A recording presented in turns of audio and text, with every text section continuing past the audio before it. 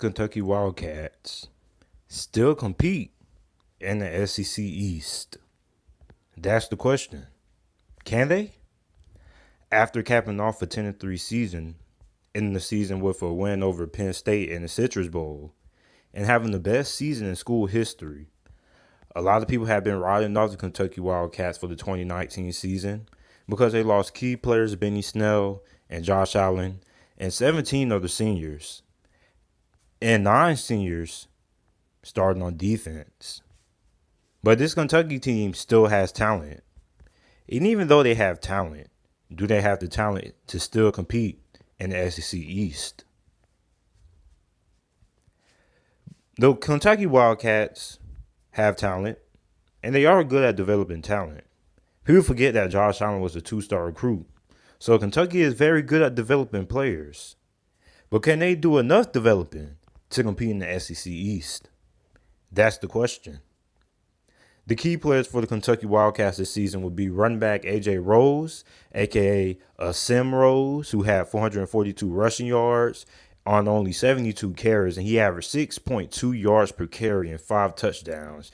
Hill obviously will have big shoes to fill with the graduation of Benny Snell, but he is capable of filling those shoes, and I think he is a pretty solid replacement for Benny Snell. Now, I'm not saying he's going to have Benny Snell-like numbers, but I still think he's going to be productive, and I think he's going to have at least a 1,000-yard season.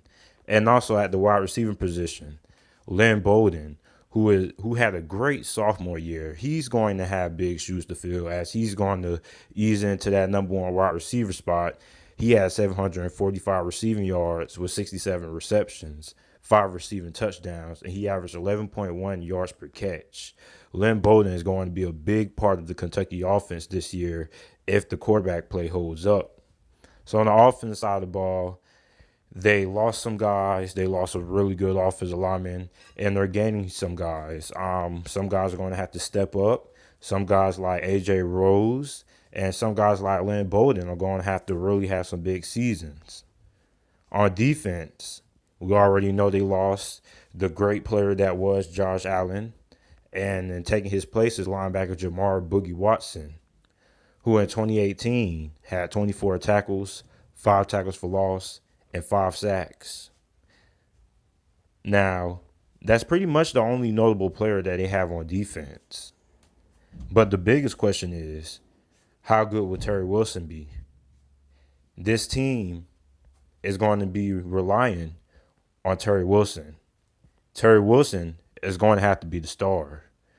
Last year was Benny Snell's offense, but this year, if Kentucky wants to compete in the SEC East, Terry Wilson has to show up.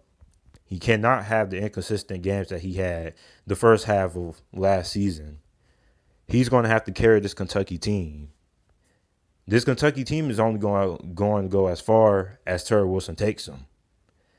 In 2018, he had 1,882 passing yards, 11 touchdowns, 8 interceptions.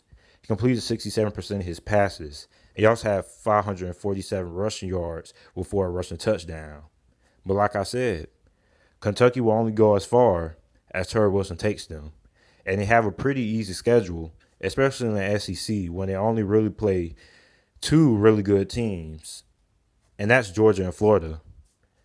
And the funny thing is, those 2 teams are the 2 teams that's projected to be fighting for who's going to be in the SEC championship next year. The question would be, will Kentucky be able to replicate the success they had last year and still compete with those 2 teams in the SEC East? Or will they fumble? Will they crumble under the pressure?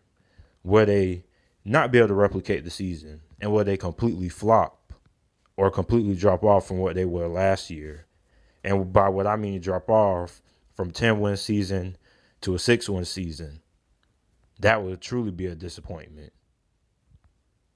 You guys let me know down in the comment section down below.